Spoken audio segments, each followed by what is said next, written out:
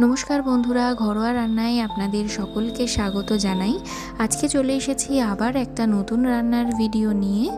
তবে আজকের এই রান্নাটা কিন্তু হতে চলেছে পুজো স্পেশাল একটা রান্না।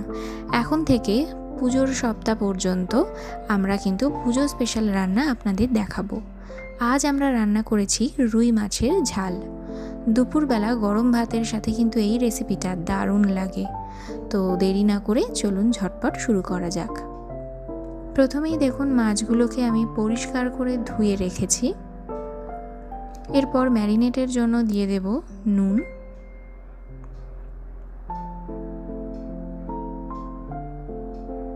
আর দিয়ে দেব হলুদ। মাছের গায়ে নুন হলুদটা খুব ভালোভাবে মাখিয়ে 5 থেকে 10 মিনিটের জন্য আমরা এটা ম্যারিনেট করতে রেখে দেব।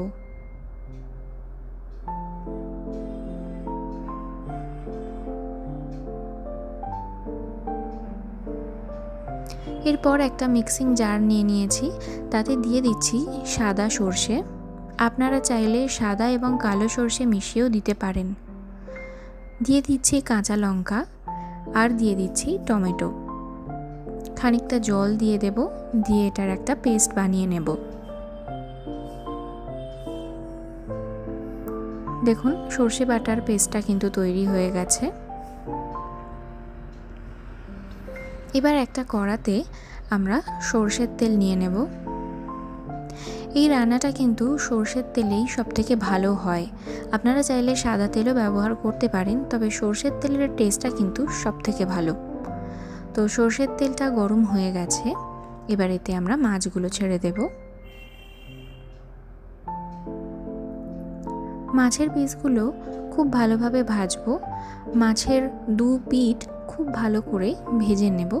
দেখুন এইভাবে মাছের দুটো দিকই কিন্তু আমরা খুব ভালোভাবে ভেজে নেব। মাছগুলো ভাজা হয়ে গেছে, তো আমি মাছগুলো কড়া থেকে তুলে একটা আলাদা থালায় রেখে দিচ্ছি।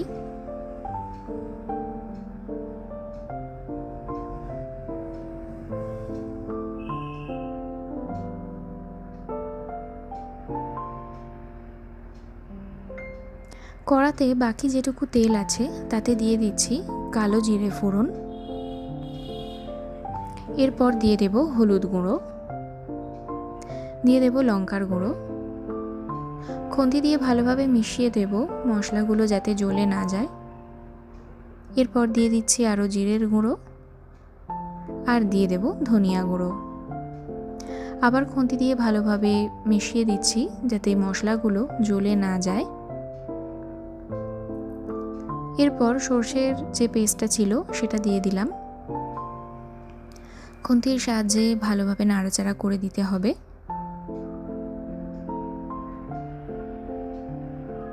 মিক্সিং জারটা ধুয়ে আমি আরেকটু জল দিচ্ছি, আবার ভালোভাবে নাড়াচাড়া করে নিচ্ছি।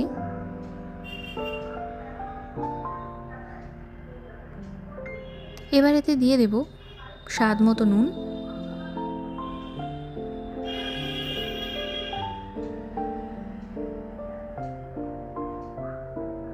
দিয়ে দেব অল্প একটু চিনি।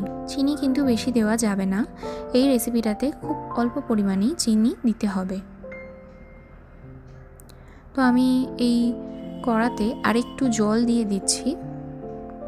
এবার একে একে মাছের পিসগুলো দিয়ে দেব। দেখুন আমি মাছের পিসগুলো সবকটা দিয়ে দিয়েছি। এবার একটু ফোটা অবধি অপেক্ষা করব। দেখুন কারিটা কিন্তু ফুটছে। তো এবার আমি 5 মিনিটের জন্য ঢাকা দিয়ে দিলাম। 5 মিনিট পর ঢাকনা খুললাম। আমাদের মাছের ঝাল কিন্তু মোটামুটি রেডি হয়ে এসেছে।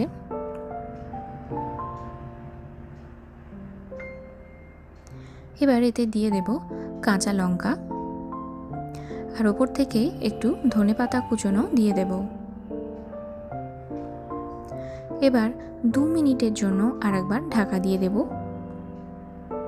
2 মিনিট পর ঢাকনা খুলছি। দেখুন আমাদের মাছের ঝাল কিন্তু একদম রেডি হয়ে গেছে। এই সুস্বাদু রেসিপিটা ভীষণ সহজেই কিন্তু বাড়িতে আপনারা রান্না করে নিতে পারেন।